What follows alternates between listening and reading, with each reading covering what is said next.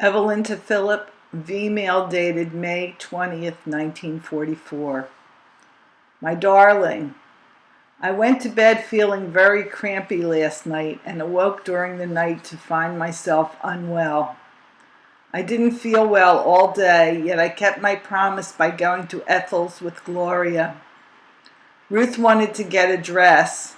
We weren't able to get anything Wednesday night, and we decided to try Frankfort Avenue. As soon as Adele was asleep, we left, Sarah having promised to dress her when she awoke. We took the J bus and exchanged to the 59 car. In between changes, we stopped at a few dress stores on Frankfort Avenue, where Ruth got a nice red, white, and blue gingham dress for $8. I sent Ruth home to care for Adele, and Glo and I went to Ethel's. We went to deliver the package Glo had bought for Stuart. We stayed about 2 hours, during which time Mickey showed us most of her wardrobe. Stuart is still ill, and Ethel doesn't know what to make of it. It's over 10 days, and the doctor insists there is nothing to worry about. He has a bad cold and runs a fever from time to time. I was supposed to take care of Stuart today, as I told you, but naturally the whole thing was called off. The ride to and from Ethel's made me terribly ill and nauseous. Phil, we must get a car someday, or I shall be ill every time I must go somewhere. I can't stand the rocking sensation, and it seems to get worse and worse. For a while there I was doing all right, but now I can't stand it at all. Ruth took Adele out while I was gone so that she would have her daily airing. When I got back, I managed to feed Adele and eat myself before I found it necessary to lie down. After a short rest, I felt a little better and got Adele to bed for the night. I still don't feel any better, and I attribute most of it to my period. Gloria took Mom to the Lindley to see a double feature, and I didn't care to accompany them feeling the way I do. Mom, by the way, and I thought it best not to tell you, was very ill last month with a bad case of the grip that kept us all on our toes. You know Mom never fails to get a good cold each winter. She rushed the season by wearing a spring coat when it was too chilly. She has been fine of late. Goldie did the cooking and now helps Mom in the kitchen, leaving her very little to do. Goldie does most of the shopping in the neighborhood. I usually do the long-range shopping up to Broad Street, 11th Street, etc. Gloria's short hair isn't as flattering as her long hair, but it is neat and easy to keep, which is just as important. She figured she'd do it while Jack was away to make it easier for her. There isn't much else to say, sweet, except perhaps that Milk Brown won $400 in a crap game on New Guinea, which he sent home immediately for fear he would spend it in another game. Wonder how much he lost before he won that much. Keeping our date, honey, and hope that soon it will be for real. I adore you, darling, and want very much to demonstrate. In the meantime, it's by the typewriter or pen, as you choose. Your Ev. Philip to Evelyn, 21 May 1944. Dearest, couldn't write last night because I had a toothache that was too distracting to permit it. During the afternoon, the ache was negligible, but in the evening it really began to hurt. I knew it was too late to catch the dentist in, so I called the hospital to find out what could be done. The assistant told me to come down and he'd think of something. So I hopped on my bike and rode down. The bothersome molar was the bottom left rear one. The cavity was hard to get at least too much so for the assistant's capabilities.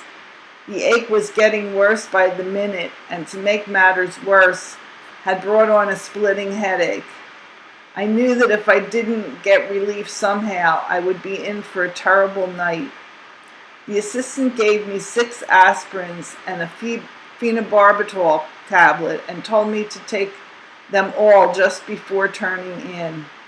They knocked me out, but good. This morning I had one hell of a time dragging myself out of bed, but the aches and pains were gone, thank God. At 9 o'clock this morning, I went back to the dentist. He chipped away most of the tooth to see if it could be saved, but no soap. It was too far gone. So, I'm minus another molar. However, there is a bright side to the story. Do you remember, sweet, that my bite was bad? That I could never quite get my front teeth to meet?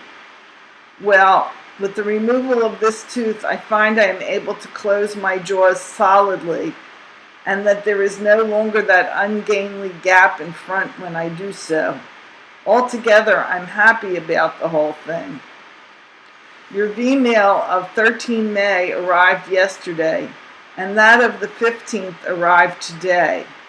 I had been looking for your letter of the 14th to inform me whether or not you and the moms received my flowers on Mother's Day, but your letter of the 15th answers my questions on that score very nicely. You mentioned cutting the stems, putting a little salt in the water, etc., etc. Page 2. Sorry that Claire Pruitt is keeping you waiting for the pictures, but I can be patient now. Glad to hear that Ed got his corporal's rating. The son of a gun owes me a letter. Whatever happened to Ruth's letter containing the snaps? They are way overdue. Not surprised to hear that Milt is in New Guinea. Kind of figured he'd land there. Look for things to start popping down there now, what with Jack, Ben, and Milt all there. Seems like all you moms fared okay on Mother's Day. It was darn nice of Lil to remember Mom with the box of candy. I'm still waiting to hear from her. Why doesn't she write? Those scarlet fever injections you are so reluctant to impose on the pumpkin can wait, I think. I think your assertion that they make 99% of the kids sick is exaggerated, and it really should be done regardless. But don't let it worry you too much for the time being. Did you ask Dr. Gale whether there was any point in giving her the shots in the summertime? I feel as you do that the fall would be a more favorable time. There isn't much of any kind of news around here, Chippy. Tonight the attraction at the Base Theater, just named Thunderbolt Theater, is Ann Miller in Hey Rookie. Need I say more? Tomorrow, if the weather is clear, I intend to go to London. See you then, sweet. Wish I could change that then to there. My deep and everlasting love to you, darling. A big hug for Daddy's Adele, and my love to all. Lovingly, your Phil. P.S. Just remember to include a request for more candy. Do you need one for the pictures? If so, here it is. Right here.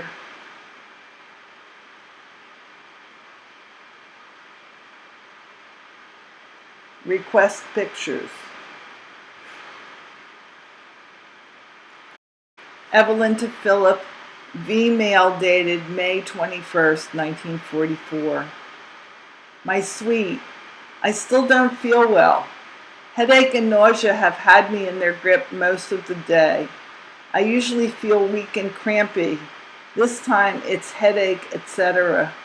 I hope I feel better tomorrow. I hate to feel this way. Today, nevertheless, was an interesting one. Ruth brought a British mariner, who will be 18 shortly, home to introduce him to the family. She met him on the subway, and he didn't know his way about. We gave him a box of chocolates, a large box of ice cream, a glass of milk, and cake. I even took a picture with him and Adele. Petey made several pictures of us. one of Glow with the baby, one of me, Adele, and the mariner. He went for Ruth and took her to the movies this evening. He had many, many interesting stories to tell, and I was a most interested listener. He left his address, which is Cadet John Bingham Wheeler, Parkdale, Sedgley, South Staffs, England. We gave Cadet Wheeler your address in the hope that he may contact you someday. He is a shrewd, intelligent fellow, and I could scarcely believe he will be 18. He seems so much older and wiser. He said a few things I didn't like. He said that his folks do not like Yanks, but that they had never met Yanks in the circumstances he had. He does not like the way our government has sent so many Yanks to England. They, he went on to say, don't have enough to do, insufficient entertainment, and therefore get into all sorts of trouble, especially with the girls. He thought it would be better if they had sent fewer, better trained men to do the job.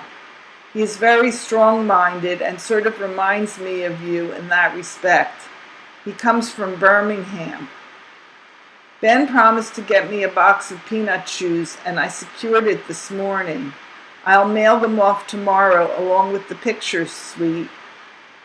Adele called Gloria Doria and then shortened it to Da.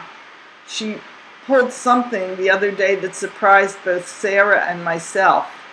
Adele wanted Sarah to accompany us upstairs.